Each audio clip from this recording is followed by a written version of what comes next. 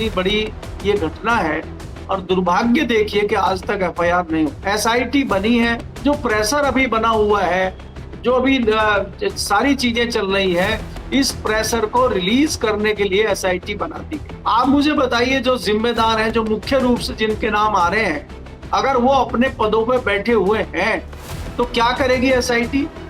कौन है एसआईटी में, और एसआईटी के लोग ये कहाँ जुड़े हुए हैं, इनका कंट्रोल किसके हाथ में है, इनके बॉसेस कौन है, तो ये क्या रिपोर्ट देगी एसआई? हम इससे क्या जो है उम्मीद लगा सकते हैं? नमस्कार दोस्तों, कैसे हैं आप लोग? उम्मीद है आप सभी अच्छे होंगे। उत्तर प्रदेश के अंदर अयोध्या में भगवान श्री राम का भव्य मंदिर बना, लोगों की आस्था का एक प्रतीक बना, लेकिन पता क्या चला कि वहां पर धांधली हो रही है, घोटाला हो रहा है, चंदे की चोरी की जा रही है, उस पर डकैती डाली जा रही है। और ये कौन डाल रहा है? कोई बाहर से आए हुए पाकिस्तानी, अफगानिस्तानी, ईरानी नहीं है ये, बल्कि वहीं काम करने वाले जिम्मेदार लोग हैं जो वहां पर डकैती डाल रहे हैं, और उनको कोई रोकने वाला नहीं, उन पर कोई काबू पाने वाला नहीं। एसआईटी का गठन कर दिया गया, वो चंपत राय जी के पास जा रही है और उनसे जानकारियां जुटा रही है। अरे भाई, उनसे सवाल सख्ती से क्यों नहीं पूछे जा रहे हैं? और एफआईआर अभी तक किसी भी मामले में, किसी भी चीज को लेकर क्यों नहीं दर्ज की गई है? लोग तो बहुत सामने आए हैं, वो टिन्नू से लेकर और तमाम लोग हैं। एफआईआर दर्ज होनी चाहिए। शिकायतें भी की जा रही, बावजूद इसके शिकायत पर जो है संज्ञान लेकर एफआईआर नहीं दर्ज की जा रही है पुलिस की तरफ से। तो क्या लखनऊ से कोई ऐसा आदेश है कि इस मामले को कानूनी ना बनाए? है ना? मतलब तमाम चीजें चल रही हैं। और अखिलेश यादव ने जो कहा वो सच साबित होता हुआ जब दिख रहा है, तो क्या तमाम लोग जो सवाल उठा रहे थे अखिलेश यादव पर या उनकी बेटी को टारगेट कर रहे थे, क्या वो माफी मांगेंगे? बड़ा सवाल है। केपी मलिक जी वरिष्ठ पत्रकार हमारे साथ जुड़े हैं, बात करेंगे। बहुत बहुत स्वागत है सर आपका। बहुत बहुत धन्यवाद हिमांशु जी, आपका भी और आपके दर्शकों का भी बहुत बहुत धन्यवाद, आभार। अब तो सर हिमांशु एक जी तरफ लग रहा अब तो हिमांशु जी, कुछ दर्शकों को लग रहा होगा कि ये जो टिन्नू पिन्नू है, खाली लाखों की चोरी नहीं है, चोरी करोड़ों में पहुंच गई है। और आज तो खबर ये आ गई है कि टिन्नू जी बोरा लेके घर जाते थे और बोरे में कुछ जो सोने की छड़ें, चांदी की छड़ें थी, वो भी जा रही थी। ये भी खुल के आ गई है बात जी। अच्छा सर, अखिलेश यादव ने पहले आरोप लगाया, तब उनको हवा में ले लिया गया कि अखिलेश यादव वो तो कभी गए नहीं राम मंदिर और चंदा भी नहीं दिया, और वो कैसे सवाल उठा सकते हैं। और जिस तरह से सिलसिलेवार तरीके से खुलासे हो रहे हैं, जिस तरह से 200 करोड़ रुपए तक की जो है बातें निकलकर सामने आ रही हैं, जो तमाम धातुएं थी और उनसे बने हुए जो चीजें थी उनके गायब होने की खबरें आ रही हैं, ये तो मामला जो है मतलब हिंदू धर्म में ठप जो एक होता है ना बदनाम करना, बदनुमा धब्बे जैसा, वो साबित होने वाला है क्या राम मंदिर का ये जो पूरा कांड है? KP sir. नहीं, देखिए हिमांशु, सबसे पहले हमें ये देखना पड़ेगा कि मंदिर में, भगवान में हमारी आस्था है, और आस्था में हम अपनी हैसियत के अनुसार सहयोग करते हैं। सबने अपने अपने आस्था के मुताबिक, हैसियत के मुताबिक दान दिया है। जितनी उसकी आस्था है उस हिसाब से उसने दान दिया है। एक रिक्शे वाले ने भी दिया, एक दुकानदार ने भी दिया, एक व्यापारी ने भी दिया, एक किसान ने भी दिया। अब किसान के पास पैसा नहीं है तो उसने एक बोरी गेहूं दे दिया, जिसकी जो आस्था उसने दे दिया। शिला दी है लोगों ने, जिनकी जो ताकतवर थे उन्होंने सोने की शिला दे दी, जो थोड़े कम थे उन्होंने चांदी की शिला दे दी, जो गरीब आदमी है उसने मिट्टी की शिला दे दी, पत्थर की शिला दे दी। ये अपनी आस्था है। क्यों दे दी? कि वो ये मानते हैं कि भगवान राम का भव्य मंदिर बन रहा है, और जब कभी 200, 500, 1000 साल के बाद कभी मेरी भी पुश्तें आएंगी आगे, वो भी जिक्र करेंगे कि हमारे दादाजी ने भी इसमें सहयोग किया था और हमारे दादाजी के सहयोग से ये मंदिर बना हुआ है। इस तरह की भावना लेके लोगों ने चंदा दिया। मैं कई सारे ऐसे अपने दोस्त व्यापारियों को जानता हूं जिन्होंने इस दौरान, जो अभी 2 साल 4 साल पहले जब मंदिर में तेजी से काम चल रहा था, तो उन्होंने लाखों रुपए दिए, रसीदें कटवाई, कुछ बिना रसीदें। इसमें एक और बड़ी बात होती है कि ज्यादातर लोग गुप्त दान करते हैं। वो ये चाहते हैं कि भाई हम दान कर रहे हैं, ये किसी को पता ना लगे, तो कई लोग रसीद वसीद और इस तरह की चीजें नहीं लेते। तो वो इस तरह का जो चंदा है, जो इस तरह का पैसा है, इस तरह का सोना है, इस तरह का चांदी है, दूसरी चीजें हैं, उनका कोई रिकॉर्ड ही नहीं है और वो पार कर दी गई हैं। आज तो ये सबसे बड़ी खबर है कि आप अगर आकलन करेंगे कि 89 से लेके जब शिला पूजन हुआ था और शिला पूजन के दौरान, अभी कल हम प्रेस क्लब में थे, वहां चर्चा हो रही थी, वहां कई पत्रकारों ने बताया कि एक हमारे दोस्त हैं सिंधी समाज के हैं, वो उन्होंने ये कहा कि मुंबई से और दिल्ली से सिंधी समाज के लोगों ने क्विंटलों चांदी की शिलाएं दी थी, क्विंटल के हिसाब से दी थी, आप सोचिए। तो वो शिलाएं कहाँ हैं? पता चला वो भी गायब हो चुकी। उन्होंने ही बताया कि बाद में हमने पता किया तो कुछ पता ही नहीं चल रहा है और वो भी गायब हैं। तो इस तरह की चीजें निकल के आ रही। अब आप देखिए, जो आस्था का केंद्र है, और ये किसी भी मुद्दे पे अगर कोई विपक्ष बोलता है, कोई आलोचक बोलता है, कोई विरोधी बोलता है, तो उसके पीछे ट्रोल आर्मी लग जाती है, अंधभक्त लग जाते हैं। आप देखिए इस मामले में भी अखिलेश के ऊपर किस तरह से लोग चढ़ गए थे जब उन्होंने ये खुलासा किया। आज भी हम और आप जो चर्चा कर रहे हैं, इसमें भी कई मैंने मैसेज पढ़े कि कई ऐसे लोगों के मैसेज आए कि तुमने तो चंदा दिया ही नहीं, तुम क्यों बकवास कर रहे हो। मतलब उसके पास हमारा रिकॉर्ड है कि हमने चंदा दिया कि नहीं दिया। ऐसे मूर्खों को कुछ पता ही नहीं है और वो भी बकवास कर रहे हैं। मेरा कहने का मतलब ये है कि इतनी बड़ी ये घटना है और दुर्भाग्य देखिए कि आज तक एफआईआर नहीं हुई। एसआईटी बनी है, जो प्रेशर अभी बना हुआ है, जो अभी सारी चीजें चल रही है, इस प्रेशर को रिलीज करने के लिए एसआईटी बना दी गई। आप मुझे बताइए, जो जिम्मेदार हैं, जो मुख्य रूप से जिनके नाम आ रहे हैं, अगर वो अपने पदों पे बैठे हुए हैं तो क्या करेगी एसआईटी? कौन है एसआईटी में? और एसआईटी के लोग ये कहां जुड़े हुए हैं? इनका कंट्रोल किसके हाथ में है? इनके बॉसेस कौन है? तो ये क्या रिपोर्ट देगी एसआई? हम इससे क्या जो है उम्मीद लगा सकते हैं? और सर बड़े दूसरी बात, मजेदार बात यह है कि जो भी एसआईटी जांच कर रही है, चंपत राय क्योंकि शक के घेरे में है, संदेह के घेरे में है, तो इंटेरोगेशन होना चाहिए ना पूरा, मतलब सही तरीके से पूछताछ होनी चाहिए, सख्ती से होनी चाहिए। लेकिन खबरें तो छप रही हैं कि जानकारी लेने के लिए चंपत राय से पहुंची है एसआईटी। जानकारी लेने के लिए मतलब इतना बड़ा घपला घोटाला हो गया और पैसे मिल रहे हैं, सबूत आ रहे हैं और अभी तक जानकारी ली जा रही है। ये तो बड़ा गजब का सर एक सिनेरियो चल रहा है। अभी कोई आम आदमी होता तो अब तक तो वो जेल में होता, उसको उल्टा लटका के टांग दिया होता योगी सरकार ने।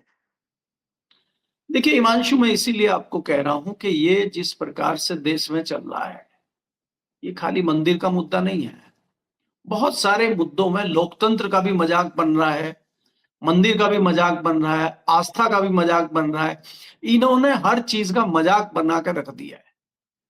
आप ये देखिए कि जिस मंदिर की हम बात करते थे, मैं लगातार आपके चैनल पे भी कह रहा हूं, बाकी जगह भी कहता हूं, कि जिन 4 दशकों से भारतीय जनता पार्टी राम मंदिर के मुद्दे को भुना रही थी, भगवान राम को इन्होंने पेटेंट कर लिया था और ये हम राम को लाए हैं, यही तो लाए थे राम को। उससे पहले तो राम थे नहीं, राम तो 2014 में ही आए। उससे पहले तो हम लोग जो है वो कहीं दूसरे देश के राम को देखते थे।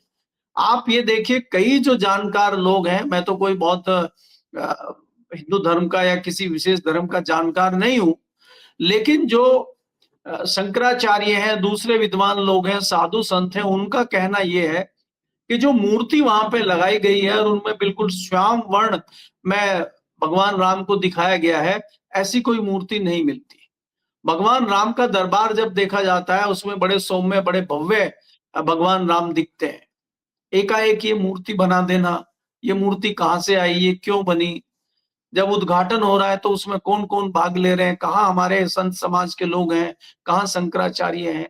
तो ये मजाक कोई नया नहीं बना हुआ है और ये कोई चोरी इसमें चल रही है, कोई ऐसा इनके लिए कोई बड़ी बात नहीं है। ये इनके लिए तो हर चीज मजाक बनी हुई है, हर चीज खेल बनी हुई है और ये हर हर चीजों से खेल रहे हैं। ये लोगों की भावनाओं से खेल रहे हैं, ये बच्चों के एग्जाम के उससे खेल रहे हैं, जो उनका एग्जाम देने में उनकी भावनाएं हैं, उनका जो मेहनत है, उससे खेल रहे हैं। ये नेताओं से, ये पार्टियों से खेल रहे हैं। आप देखिए कितना मजाक हुआ है। ये ममता बनर्जी की पार्टी टूट के अगर अलग दल बनती तो हमें समझ में आता। उसको एक शेल पार्टी में जोड़ दिया गया। हम सुनते थे पहले के व्यापारी पूंजीपति लोग जो है अपना टैक्स बचाने के लिए कई शेल कंपनियां बना लेते हैं, इन्होंने तो शेल पार्टियां बना रखी है, उसमें उनको ले आए। तो इनका मुकाबला कोई कैसे अखिलेश यादव जैसा आदमी करेगा? अखिलेश यादव ने खुलासा अगर किया है तो उसी के ऊपर चढ़ जाओ और आज तक एफआईआर ना करो। अखिलेश यादव क्या करेंगे? उनके विधायक विधानसभा में हंगामा काट देंगे, उनके सांसद लोकसभा में हंगामा काट लेंगे, इससे ज्यादा क्या होगा? इनको तो फर्क ही नहीं पड़ता। ये तो उल्टा यही कहेंगे इनके स्पीकर, चाहे वो विधानसभा के हों चाहे लोकसभा के हों, कि विपक्ष जो है हाउस को नहीं चलने दे रहा, हाउस इज एडजन। इनका क्या लग रहा है? हाउस नहीं चलेगा 2-4 दिन, तो इनको आप कोई फर्क पड़ता हुआ नजर नहीं आ रहा है। लेकिन हिमांशु, मैं कह सकता हूं कि लोकतंत्र जिस तरह से रो रहा है और लोकतंत्र ये देख रहा है कि ये मेरी आंखों के सामने क्या हो रहा है। आप देखिए कि उधर मजाक बन रहा है सियासी दल का, इधर इधर मजाक बन रहा है भगवान का।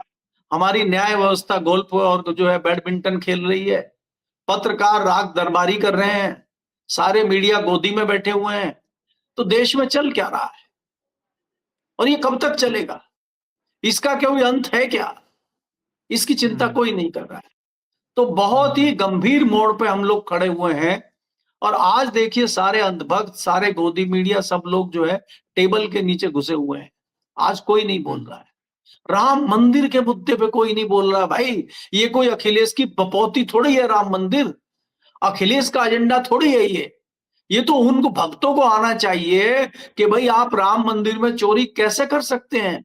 मतलब आप चोरी में भी उनके साथ खड़े हैं, उनको मौन सहमति दे रहे हैं।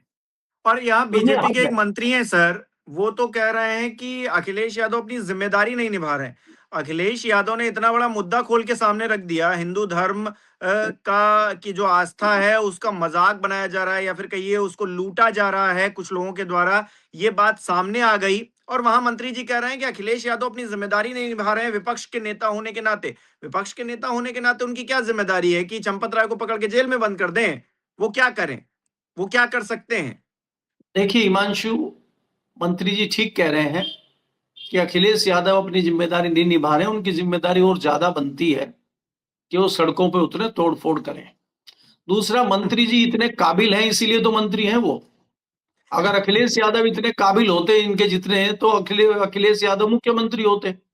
तो ये कहीं काबिल व्यक्ति हैं। और देखिए भारतीय जनता पार्टी के किसी भी राज्य के मंत्री हो, केंद्र के मंत्री हो, चाहे उत्तर प्रदेश में मंत्री हो, इतने काबिल मंत्री किसी और पार्टी में हमने देखे नहीं है। आपने देखा, और इनका तुरंत बाहर आके ये बयान देते हैं और इनके बयानों में वजन होता है। क्योंकि आपने देखा था कि जो मजदूर और कुछ श्रमिक वर्ग के लोग नोएडा में सड़कों पे आ गए थे तो उन्होंने कहा था इसके तार तुरंत उन्होंने पाकिस्तान से जोड़ दिए थे। अनिल राजभर कहीं ने। ये ना हो, कहीं ये ना हो कि ये मंत्री जो है थोड़े दिन में ये कह लेंगे जो चोरी हो रही है अयोध्या मंदिर में इसके पीछे भी अखिलेश यादव और उनकी पार्टी है, ये भी कह सकते हैं। ये इनको क्या रोक नेहा लेंगे सिंह आप? राठौर ने तो कहा ना सर, नेहा सिंह राठौर को हाँ ये लोग टारगेट करते हैं, वो तो कह रही हैं कि इसमें कोई पाकिस्तानी जासूस लगता है हाँ जिसने ऐसा हाँ किया है। हाँ, हो सकता है। इसीलिए मैं कह रहा हूं कि आप ये देखिए, ये तो अंधभक्त हैं, मंदबुद्धि लोग हैं ये। इसीलिए इनको मंत्री बनाया गया है कि इस तरह के बयान दें। कोई भी सामान्य बुद्धि का व्यक्ति, कोई भी जिसकी आस्था भगवान में है, मंदिर में है, वो इस तरह की बात नहीं करेगा। आज देखिए जो बजरंग दल के वो फैजाबाद वाले जो बजरंग दल के अध्यक्ष थे, बड़े आहत हैं और आहत होकर उन्होंने कई बयान दिए, विनय कटियार जी ने। और बाद में जब उनकी चूड़ी कसी गई तो वो भी बदल गए। तो आहत तो हैं कई लोग, लेकिन बोल नहीं पा रहे। आहत भारतीय जनता पार्टी के जो पुराने लोग हैं, आरएसएस के जो पुराने लोग हैं, वो बहुत आहत हैं, लेकिन वो बोल नहीं पा रहे हैं। उनको पता है अगर बोलेंगे तो सोटा और बाकी चीजें उनके ऊपर भी चल जाएंगी, इसलिए वो मौन धारण किए हुए हैं। बोलने वाले लोग थोड़े बहुत विपक्ष के हैं, संजय सिंह जैसे लोग वहां उठा रहे हैं दिल्ली में, और अखिलेश यादव यूपी में उठा रहे हैं। बाकी हम और आप जैसे लोग यहाँ टीवी पे बकबक करते रहते हैं, इसके अलावा कौन बोल रहा है? सब मजे में है। यहाँ तो जनता मजा ले रही है। बोल के वो कई लोगों के दिमाग में इस तरह की चीजें आ गई हैं कि हम सच बोल के भी और हम इस तरह की बात करके भी क्यों लोगों को अपना दुश्मन बनाएं, हम क्यों नजरों में आए, हम अपना काम करें। क्योंकि कई लोग क्या है कि दोनों तरफ ढपली बजा रहे हैं। अभी दिबांग में एक पत्रकार हैं, पुराने हैं, उन्होंने अपना अलग से एक चैनल, यूट्यूब चैनल बताया है और सबसे पहले बधाई उनको जो है चित्रा त्रिपाठी जी दे रही है। देखिए, क्योंकि हो सकता है कि चित्रा त्रिपाठी जी भी अलग दुकान खोल ले कल को। तो मेरा कहने का मतलब ये है कि दोनों तरफ यहाँ पे ये लोग हाथ रखते हैं, कब कहाँ पलटी मारनी पड़ जाए। तो इस तरह के लोगों की कमी नहीं है। आप देखिए कि ममता बनर्जी की पार्टी में कल क्या उनके नेता कह रहे थे और 2 दिन में पलट के क्या कहने लगे। तो इन लोगों का कोई अस्तित्व है नहीं। चड्ढा जी हैं, वो आम आदमी पार्टी में थे, वो किस प्रकार से गरियाते थे भारतीय जनता पार्टी को, जैसे बहुत बड़े नेता हैं, बहुत विज्ञान के दाता हैं ये। अब क्या हुआ, इनको पलटी कैसे और इन्होंने नहीं, मारी। मजेदार बात ये है सर, मजेदार बात ये है कि वो जब आम आदमी पार्टी में थे तो संसद में खड़े होकर भारतीय जनता पार्टी इस चीज में काम करे, मतलब वो समोसे से लेकर एयरपोर्ट तक जो है सब कुछ बताते थे। अब इतना बड़ा हम्म, पेपर लीक का कांड हो गया, इतना बड़ा राम मंदिर का मुद्दा हो गया, एक फूटी कौड़ी जो है उनके मुंह से नहीं निकली।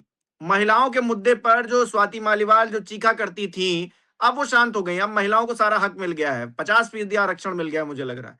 मतलब ये सब लोग ऐसे पलटी मारते हैं सर, इनकी मतलब आदमी देख थोड़ी तो शर्म रखें, आंखों का पानी ही मर गया इन लोगों के। नहीं देखिए, पानी तो इनमें था ही नहीं कि मरेगा कहां से। बात यह है कि कपिल मिश्रा का जिक्र क्यों नहीं आप कर रहे हैं, जो विधानसभा में उन्होंने बखिया उधेड़ी थी बिल्कुल। प्रधानमंत्री मोदी की, और आज वो हम्म। दिल्ली में मंत्री बन के घूम रहे हैं लाल बत्ती लगा के। और जो 3 विशेष मंत्री हैं उनमें से वो एक है। मुख्यमंत्री हम्म। के बाद अगर सबसे पावरफुल मंत्री है कोई, वो कपिल मिश्रा है। तो यहाँ तो यही हम्म। होता है। भाई यही लोग हों, कांग्रेस के लोग हों, चाहे टीएमसी के लोग हों, शुभेंदु अधिकारी क्या कर रहे थे अभी तक भाजपा में आने से पहले? हेमंत हम्म। शर्मा क्या कर रहे थे आसाम में भाजपा में आने से पहले? ज्योतिरादित्य सिंधिया क्या कर रहे थे भाजपा में आने से पहले? वो भी तो हाउस में खड़े होकर बोलते थे। तो ये सब पलटी मार लोग हैं और ये तुरंत बदल जाते हैं। पत्रकारों की क्या कमी है ऐसे? आप पत्रकारों के निकाल लीजिए, वीडियो निकाल लीजिए टीवी पत्रकारों के 2014 से पहले के। देखिए किस प्रकार से खिंचाई वो जो है करते हम्म। थे भारतीय जनता पार्टी की, जब कांग्रेस की हम्म। सरकार थी। ऐसा थोड़ी है कि चाटुकार इधर ही है उधर नहीं, तो उधर भी थे चाटुकार। कांग्रेस के जमाने में जो चाटुकार थे, अगर आप उनकी लिस्ट निकालेंगे तो उनमें से 80% चाटुकार जो भाजपा के चाटुकार बने हुए हैं। तो और कल को बिल्कुल अगर सही बात। गलती से सरकार बदल जाए तो वो उनकी, आज देखिए लोगों का कोई दीन ईमान बचा नहीं है, कोई आत्मसम्मान बचा नहीं है। जूते चाटने को, राग दरबारी करने को पत्रकार भी तैयार है और उनकी बड़ी संख्या आप देख रहे हैं। तो हम्म। देश में जिस प्रकार से, लेकिन हमें ये लग रहा है कि हमें बड़ा कई बार अपने आप पे भी आत्मग्लानि होती है कि हम ऐसे पेशे में हैं कि इस पेशे का, आज देखिए मैं एक वीडियो देख रहा था, राजस्थान के शायद जयपुर की घटना है। वहां एक विशेष चैनल जो मानते हैं कि 2-3 प्रमुख चैनल हैं, उनमें से एक की टीम को वहां धकिया रहे थे लोग और जूते मारने तैयार करे थे, उनके कैमरे तोड़ने को तैयार कर रहे थे, इस तरह से आपको बेइज्जती कर रहे थे। ये हम यहाँ पहुंच गए। और हम हम्म। याद करते हैं, अगर हम अपना 10 साल 20 साल पुराना कैरियर याद करें, कि जब हम लोग कहीं जाते थे लोग स्वागत करते थे। वो कहते थे भाई ये पत्रकार है, बाहर दूर से आए हैं, इनको पानी पिलाओ, खाना खिलाओ। इतना सम्मान लोग करते थे। तो लेकिन सर आज हम ये कहाँ आ मैं गए? मुझे लगता है कि जो कुछ भी स्टूडियो में बैठकर जिस तरह की चाटुकारिता कुछ लोग करते हैं, चंद लोग करते हैं, पूरी जो उनकी टीम है वो उसका भुगतान करती है। जो ग्राउंड पे जा रहे हैं, जो असल में काम करते हैं ग्राउंड पर जाकर, जिनकी इस चाटुकारिता में संलिप्तता जो है वो ना के बराबर है, भुगतान तो वो लोग कर रहे हैं ना। तो देश की जनता भुगत रही है इन लोगों के उस पे, और जो सहयोगी काम कर रहे हैं वो ग्राउंड पर भुगत रहे हैं। ये बड़े बड़े लोग तो इधर से उधर फ्लिप कर देते हैं ना सर, इधर वाले उधर वाले चैनल में चले गए, उधर वाले इधर चैनल में चले गए और पाठशालाएं खोलकर बैठे हुए हैं। उस पाठशाला से किसको फायदा हो रहा है ये कोई पूछने वाला नहीं। नहीं देखिए, इसमें तो हिमांशु क्या होता है कि जो ऊपर के, चाहे वो मालिकान हो, चाहे वो बड़े बड़े संपादक हो, चाहे मार्केटिंग वाले हो, चाहे दलाली करने वाले लोग हों, वो तो करते ही हैं। वो तो पब्लिक के बीच में जाते ही नहीं। अगर पब्लिक के बीच में जाएंगे तो उनको तो कमांडो मिले हुए हैं 5-5। अगर हम्म। आप किसी भी इतने बड़े किसी पत्रकार की बात करेंगे जो तथाकथित पत्रकार हैं, उनको सिक्योरिटी मिली है भाई। हमारी समझ में नहीं आता कि पत्रकार को सिक्योरिटी का क्या मतलब है, पत्रकार को क्यों सिक्योरिटी मिली हुई है। मैं आपको वाजपेयी गवर्नमेंट के जमाने में बताऊं, जो पंजाब केसरी के मालिक थे उनको मिले हुए थे कमांडो, उनको सिक्योरिटी मिली हुई थी।